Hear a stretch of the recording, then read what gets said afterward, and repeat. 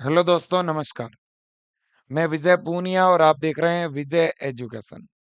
विजय परिवार में आप सभी का स्वागत है। प्यारे बच्चों, आज मैं बात करने आया हूं मध्य प्रदेश एएनएम प्रवेश परीक्षा 2024 रिजल्ट एंड कट ऑफ के बारे में। एमपी में एएनएम टीएसटी के रूप में कर्मचारी चयन मंडल भोपाल के द्वारा एक प्रवेश परीक्षा ली गई थी। मध्य प्रदेश के अंदर एएनएम कोर्स के अंदर वही बच्चा एडमिशन ले सकता है जो एएनएम का एंट्रेंस एग्जाम देता है। और एएनएम कोर्स केवल लड़कियों के लिए होता है, गर्ल्स के लिए होता है।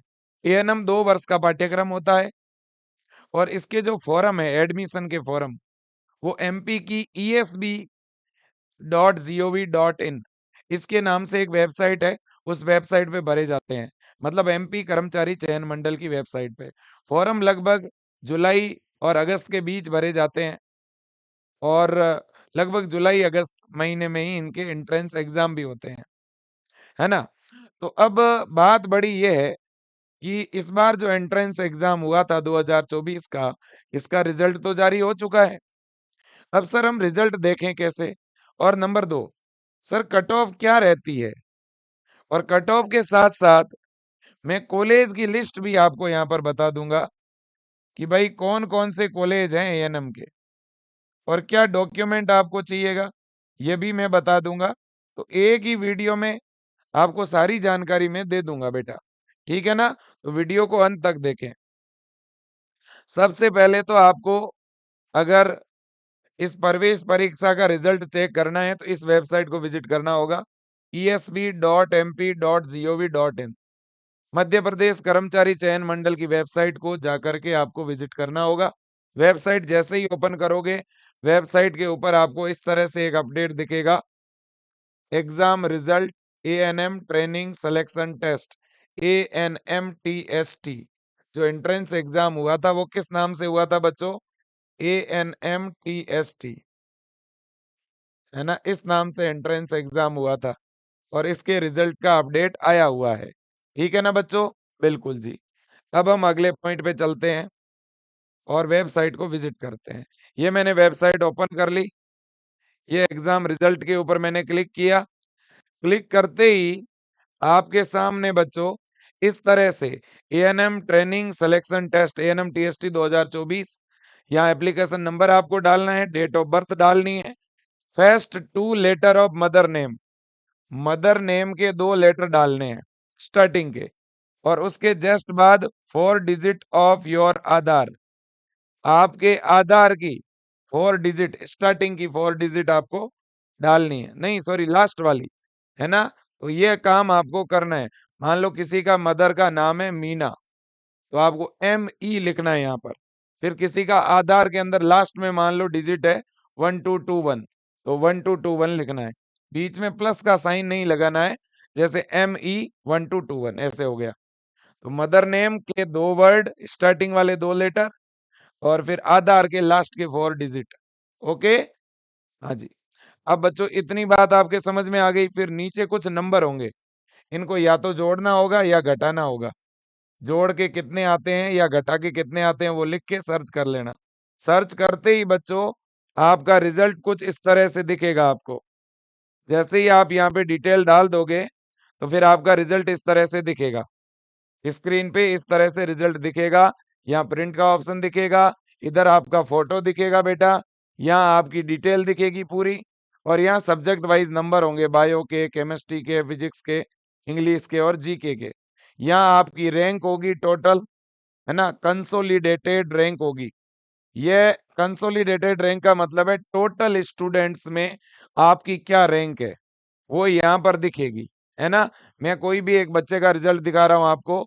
जैसे इस बच्चे का रैंक है 247, इसका मतलब जितने भी कैंडिडेट्स ने एग्जाम दिया होगा उन टोटल, मान लेते हैं कि 30,000 बच्चों ने अगर एग्जाम दिया, तो इन 30,000 बच्चों में इसका नंबर होगा 247। इससे आगे 246 कैंडिडेट है, इसका ये मतलब है बेटा। अब इसके बाद में इसका, मान लो जो बच्चा जनरल कैटेगरी का होगा उसका तो एक ही ये रैंक दिखेगा, है ना। लेकिन जो बच्चा रिजर्व कैटेगरी का है रिजर्व का मतलब है ओबीसी, ईडब्ल्यूएस, एससी, एसटी, जिनका ये कैटेगरी है ना, तो उन बच्चों का रिजर्व कैटेगरी रैंक भी होगा बेटा। अब मान लो यहाँ रैंक है किसी का 30, तो इसका मतलब आपकी कैटेगरी में, मान लेते हैं आपकी कैटेगरी ओबीसी है, अब ओबीसी में मान लेते हैं टोटल 8,000 बच्चे थे, तो उन 8,000 बच्चों में आपका 30 नंबर है, आपसे आगे 29 है। जैसे इस कैंडिडेट का 31 है, इसका मतलब इसके आगे 30 कैंडिडेट है, इसके कैटेगरी 30 कैंडिडेट है। ठीक है ना, इस बात को आपको समझना होगा। तो ये दो रैंक आपको दिखेगी, एक तो होती है बड़ी वाली रैंक, वो तो होती है ओवरऑल रैंक। दो रैंकें होगी, जनरल वाले बच्चों को तो एक ही रैंक दिखेगी और बाकी बच्चों के पास दो रैंक होगी। एक तो है अनरिजर्व रैंक, है ना, ये तो टोटल रैंक है आपकी, कंप्लीट रैंक है, और एक है आपकी कैटेगरी रैंक, है ना। ये दो रैंक आपको यहाँ पर दिखेगी। अगर कोई आशा वर्कर वगैरह होगी तो उनके अलग से और भी रैंक हो सकती है। ठीक है ना, बिल्कुल जी। सर कैटेगरी रैंक का कुछ फायदा होगा क्या? बिल्कुल होगा। अगर आपकी कैटेगरी रैंक अंडर 100 है, 100 के अंदर है, तो बेनिफिट ही बेनिफिट है। ठीक है ना, बिल्कुल जी। चलो जी, इतनी बात समझ में आ गई।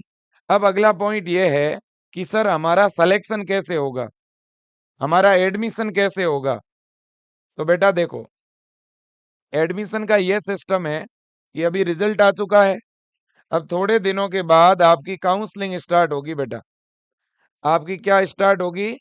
काउंसलिंग स्टार्ट होगी, है ना। और काउंसलिंग कौन करवाएगा? बेटा आपकी काउंसलिंग करवाता है डीएसएच, है ना, ये एमपी का एक डिपार्टमेंट है, डीएसएस, ये आपकी काउंसलिंग करवाएगा बेटा, है ना। एमपी के अंदर जो एएनएम के कॉलेज है वो सारे डीएसएस के अंदर आते हैं बच्चों, ठीक है ना, डिपार्टमेंट ऑफ हेल्थ सर्विस के अंदर आते हैं बेटा। और देखिएगा, इस डीएसएस के जो कॉलेज होते हैं ना बच्चों, इनमें आपका एडमिशन काउंसलिंग के थ्रू होगा। जब काउंसलिंग स्टार्ट होगी तो उस समय आपको रजिस्ट्रेशन करना होगा और आपको कॉलेज की चॉइस भरनी पड़ेगी, आप कौन से कॉलेज में प्रवेश लेना चाहते हैं। कॉलेज की चॉइस भरने के बाद बेटा सारे बच्चे काउंसलिंग करवा पाएंगे। कॉलेज की चॉइस भरने के बाद, है ना, आपके नंबर के और रैंक के अकॉर्डिंग ही आपको कॉलेज मिलेगा। कॉलेज रैंक के अकॉर्डिंग अलॉट होता है। ठीक है ना बेटा, बिल्कुल जी। तो ये पूरा सिस्टम है। अब देखिएगा, काउंसलिंग में विजय एजुकेशन आपको फ्री काउंसलिंग सपोर्ट प्रोवाइड करेगा। हर एक बच्चे की हम फ्री में काउंसलिंग सपोर्ट प्रोवाइड करेंगे, हर एक बच्चे को बेस्ट कॉलेज की चॉइस फिल करवाने में मदद करेंगे। ठीक है बेटा, बिल्कुल। और नेक्स्ट पॉइंट पे जाना चाहेंगे। नेक्स्ट पॉइंट ये है कि सर कॉलेज कितने हैं, सीटें कितनी हैं। और बेटा इस वेबसाइट पे आपकी काउंसलिंग चलती है। पिछली बार इस वेबसाइट पे काउंसलिंग हुई थी mponline.gov.in, इस वेबसाइट पे आपकी काउंसलिंग इससे पहले भी हुई थी। अब बच्चों देखो देखिए टोटल कॉलेज कितने हैं। बेटा अगर एएनएम के टोटल गवर्नमेंट कॉलेज की बात करूं, एएनएम गवर्नमेंट कॉलेज, और एक यहाँ पे बात और भी बताना चाहता हूँ, ध्यान से सुनना बेटा। अगर आपका एएनएम के गवर्नमेंट कॉलेज में बेटा एडमिशन होता है ना, तो एएनएम के 2 वर्ष के प्रशिक्षण का पूरा हो जाने के बाद आपको गवर्नमेंट जॉब भी मिलती है, पता है ना आपको। टोटल आपके 9 कॉलेज है बेटा। कितने कॉलेज है? 9 कॉलेज है आपके, ठीक है कि नहीं। तो एएनएम के टोटल कॉलेज है 9, और इनमें सीटें कितनी है?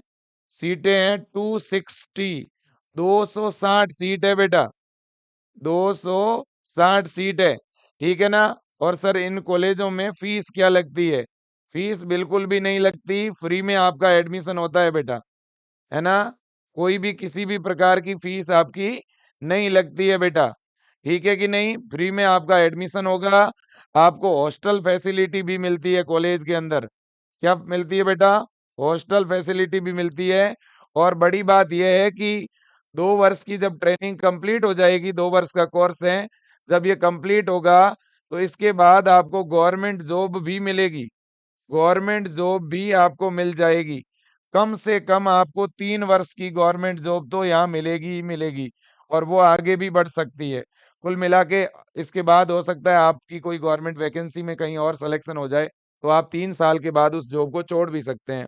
तो कुल मिला के गवर्नमेंट जॉब की भी गारंटी है, फ्री में आपकी ट्रेनिंग भी हो जाएगी, लेकिन इसके लिए अच्छी रैंक चाहिए, बढ़िया रैंक चाहिए बेटा। तो कॉलेज कौन कौन से हैं सर? देखो पहले 8 कॉलेज थे, पहले 8 थे, फिर पिछले 2021-22 की जो काउंसलिंग थी उस समय एक कॉलेज बढ़ गया था, बाद में काउंसलिंग के दौरान एक कॉलेज बढ़ गया था अशोक नगर के नाम से, उसमें 40 सीटें ऐड हो गई थी। तो इस वजह से ही बेटा ये सीटें बढ़ करके कितनी हो चुकी हैं, अब सीटें बढ़ के आपकी 260 हो गई है, पहले 220 सीटें थी बेटा। ठीक है कि नहीं? बिल्कुल जी। तो 2021-22 की जो काउंसलिंग हुई थी, 21-22 के बाद काउंसलिंग हुई नहीं है बेटा। 2021-22 में आपके एएनएम में एडमिशन हुए थे, इसके बाद 23-24 में एडमिशन नहीं हुए, अब सीधे 24-25 सेशन के लिए हो रहे हैं। बीच में एक सेशन आपका जीरो सेशन हो गया था, एडमिशन नहीं हुआ उसमें। ठीक है ना? बिल्कुल जी। तो बेटा अब ये टोटल 9 कॉलेज है जिनमें आपके एडमिशन होंगे, है ना? एक तो है बैतूल, दूसरा सीहोर, है ना? फिर धार, फिर बुरहानपुर, शिवपुरी, मंडला, शहडोल, पन्ना और अशोकनगर। अशोकनगर में 40 सीटें हैं बेटा, ठीक है ना? और पन्ना में 20 सीट है, शहडोल में 30 है, मंडला में 30, शिवपुरी में 30 है, बुरहानपुर में 20 है, धार में 30 है, सीहोर में 30 है और बैतूल में भी 30 सीटें हैं। टोटल 260 सीट है, यानी काफी कम सीटें हैं, बहुत ज्यादा सीटें नहीं है बेटा, है ना? काफी कम सीट है। ठीक है भाई, अब इन सीटों में रिजर्वेशन का क्या सिस्टम है वो भी आप देख लीजिए ऊपर बेटा, आप देखो, है ना? यहाँ पर बच्चों 16% सीटें अनुसूचित जाति के लिए, 20% सीट अनुसूचित जनजाति के लिए, 27% सीटें अन्य पिछड़ा वर्ग के लिए रिजर्व है। ठीक है ना बेटा? बिल्कुल ये बात समझ लो। और प्रत्येक कैटेगरी के अंदर 1/4 सीटें आशा कार्यकर्ता के लिए रिजर्व रहती है बेटा। ठीक है कि नहीं? बिल्कुल जी। अब इसके बाद इतनी बात समझ में आ गई, तो टोटल सीटें अब 220 नहीं है बेटा, अब टोटल सीटें 260 हो चुकी है। ठीक है ना? पहले 220 थी, फिर एक कॉलेज बढ़ गया, 260 सीटें हो चुकी है, इस बात को आप समझ लो। अब सर बताओ देखे सेफ स्कोर किस रैंक तक सिलेक्शन हो सकता है सर? देखो बेटा, बात कुछ ऐसी है कि जिनकी जनरल कैटेगरी में, जो जनरल कैटेगरी का बच्चा है और जिसकी 150 तक रैंक है, जिसकी रैंक 150 तक है, उसका एडमिशन का चांस है। ध्यान से सुन लेना, जो जनरल कैटेगरी का बच्चा है जिसकी 150 तक रैंक है, उसका एडमिशन का चांस है। ओके। अब ईडब्ल्यूएस, जो ईडब्ल्यूएस कैटेगरी कैटेगरी का कैंडिडेट है, अगर आपका बेटा, मैंने यहाँ कैटेगरी रैंक लिखा है, मैं यहाँ लिख रहा हूँ कैटेगरी रैंक, एक मिनट दोनों ही चीजें लिख देता हूँ। ये जो मैं रैंक रैंक लिख रहा हूँ ना, ये लिख रहा हूँ मैं ओपन रैंक, ओपन का मतलब टोटल रैंक, अनरिजर्व। आपकी जो अनरिजर्व वाली रैंक है ना बेटा, जो टोटल आपकी रैंक है ना, वो मैं यहाँ लिख रहा हूँ। तो ईडब्ल्यूएस की अगर बेटा टोटल जो रैंक है, वो अगर आपकी 500 तक है, बड़ी वाली जो रैंक है वो 500 तक भी है, तो भी आपको कॉलेज मिल सकता है। एक अनुमानित अनुमान बता रहा हूँ, ठीक है ना? और अगर आपका कैटेगरी रैंक बेटा, कैटेगरी रैंक, है ना, अगर आपका कैटेगरी रैंक जो है वो, आप ये मान के चलिए बेटा, अंडर 60 है, 60 के अंदर है, 60 तक है, 70 तक है, तब तो आराम से एडमिशन मिलेगा आपको, है ना? और अंडर 50 है तब तो आप श्योरिटी मान के चलो, अंडर 50 पे तो पक्का ही मिल जाएगा। अब एससी कैटेगरी, एससी में अगर आपका टोटल रैंक जो है 1000 तक है बेटा, तो चांस है। और आपका कैटेगरी रैंक जो है बेटा, कैटेगरी रैंक 150 तक है और 150 के अंदर है, तो ज्यादा संभावना है। 150 या यूं समझ लो जो है 100, 100 के अगर अंदर आपका कैटेगरी रैंक है तो ज्यादा संभावना है। ठीक है बेटा? एसटी, एसटी की ओवरऑल टोटल जो रैंक है वो 1500 तक। और बच्चों यहाँ पर भी कैटेगरी रैंक जो है 100 के अंदर तक है, तो ज्यादा संभावना है। ओबीसी, ओबीसी में बेटा टोटल रैंक अगर आपकी 350 तक भी है या 400 तक भी रैंक है, तो भी चांस बन सकता है ना? Open overall rank. और बच्चों कैटेगरी रैंक यहाँ पर भी यही मैं कहूंगा कि अगर 80 या 90 तक है, तो बच्चों ज्यादा चांस है। ठीक है कि नहीं है? बिल्कुल। इसी तरह से आशा वर्कर, आशा की भी 1000 के अंदर अंदर रैंक है तो ज्यादा अच्छी बात है। और आशा वर्कर कैटेगरी में 500 के अंदर है तो ज्यादा सही रहेगा। तो ये अभी तो एक सेफ स्कोर की मैं बात कर रहा हूं, है ना? फिर भी फिर भी एक मैं आइडिया भी बता रहा हूं आपको, ध्यान से सुनना बेटा। देखो, अगर किसी का रैंक 2000 के अंदर है, चाहे कोई भी कैटेगरी है, अगर आपका रैंक 2000 के अंदर है तो मैं उसको सेफ इसलिए मान रहा हूं, टोटल टोटल रैंक की बात कर रहा हूं, है ना? तो वो सेफ है। अब आप कहोगे सर क्यों सेफ है? सेफ इसलिए है बेटा क्योंकि जिन्होंने एएनएम का एग्जाम दिया है ना, उन्होंने बेटा पीएनएसटी का भी एग्जाम दिया है। तो इनमें से आप एएनएम के एग्जाम देने वाले 30% कैंडिडेट आउट हो जाएंगे, आप देख लेना। ठीक है ना? क्योंकि जो टॉप रैंक में मैंने ऐसे कई कैंडिडेट देखे हैं जिन्होंने मुझे रिजल्ट भेजा है, उन्होंने बीएससी नर्सिंग का एंट्रेंस एग्जाम भी दिया पीएनएसटी वाला, उसमें भी उनका अच्छा रैंक है, इसमें भी अच्छा है। तो सीधी सी बात है वो बीएससी नर्सिंग को ही प्राथमिकता देंगे। इस वजह से किसी का ओवरऑल रैंक अगर 2000 के अंदर भी है तो भी घबराएं नहीं। समझ में आई बात? अगर आपका जनरल कैटेगरी है, भले ही ओबीसी है, भले ही ईडब्ल्यूएस है, और एससी एसटी के अंदर अगर किसी का बेटा 3000 तक भी, मैं यहाँ कौन सी रैंक की बात कर रहा हूं? मैं अनरिजर्व रैंक की बात कर रहा हूं बेटा, ओवरऑल रैंक। ओवरऑल रैंक जो आपका बड़े वाला रैंक है ना, मैं उसकी बात कर रहा हूं। तो अगर जनरल में, ओबीसी में या ईडब्ल्यूएस में जिनका 2000 के अंदर है और एससी एसटी में जिनका 3000 के अंदर है, उनको फिलहाल दुखी नहीं होना है, काउंसलिंग करवाना है। और काउंसलिंग तो सभी करा सकते हैं।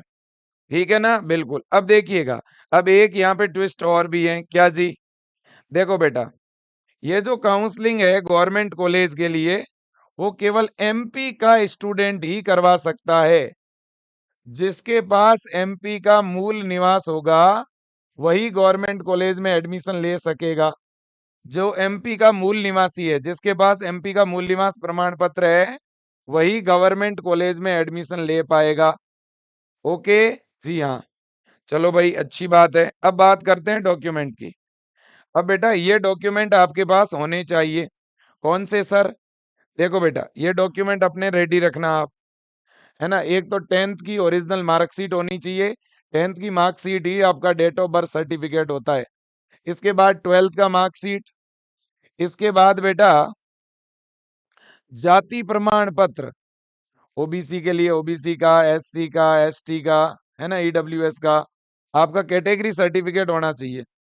तो ईडब्ल्यूएस के लिए अपने पास ईडब्ल्यूएस होना चाहिए। इसके बाद में एमपी का मूल निवास प्रमाण पत्र, इसको बोनाफाइड भी बोलते हैं, है ना, इसी को डोमिसिल भी बोलते हैं। तो निवास प्रमाण पत्र एमपी का होना चाहिए। इसके बाद जिले के मुख्य चिकित्सा और स्वास्थ्य अधिकारी द्वारा प्रदत्त आशा कार्यकर्ता का 5 वर्ष का निरंतर सेवा अनुभव प्रमाण पत्र। अगर कोई आशा कार्यकर्ता है तो उसको अपना अनुभव प्रमाण पत्र भी बनवा लेना है। ओके बेटा? बिल्कुल जी। अब सर काउंसलिंग शुरू कब होगा? बेटा आपका जो काउंसलिंग है वो इसी अक्टूबर मंथ में स्टार्ट होगा। अक्टूबर के लास्ट वीक तक आपका काउंसलिंग स्टार्ट हो जाएगा बेटा। ठीक है कि नहीं? बिल्कुल जी। तो इसलिए आप अपने डॉक्यूमेंट वगैरह बने हुए हैं तो अच्छी बात है, नहीं बने हुए तो बनवा लेना। ठीक है बेटा? बिल्कुल जी। अब इसके बाद काफी ऐसे मेरे एमपी के कैंडिडेट हैं जो मुझे लगातार कह रहे थे कि सर हमरे इस बार स्कोर अच्छा नहीं बना है और हमें दोबारा तैयारी करना है 2025 के लिए। तो मैं एक बात बताना चाहता हूं बेटा, 2025 के अंदर जो आपका एग्जाम लगेगा ना, वो जून या जुलाई में लगेगा बेटा, है ना? अगले साल का जो एग्जाम है वो लेट नहीं होगा और फॉर्म अप्रैल या मई में आएगा, है ना? तो बहुत ज्यादा समय नहीं है आपके पास। अभी से आप सेशन 2025 के लिए इस उड़ान 20 बैच को ज्वाइन करके अपनी तैयारी शुरू कर सकते हो। और ये जो उड़ान 20 बैच है ना बेटा, इस बैच के अंदर लाइव क्लासें चलती है बेटा, लाइव क्लासेज चल रही है। और वो भी हिंदी मीडियम वाले बच्चे को तो हिंदी मीडियम में पढ़ा रहे हैं, और इंग्लिश मीडियम वाले बच्चे को इस बैच में इंग्लिश मीडियम में अपन पढ़ा रहे हैं। दोनों माध्यम में क्लासें मिलेगी। और अभी फिलहाल इस बैच की फीस जो है वो 990 रुपए है बेटा।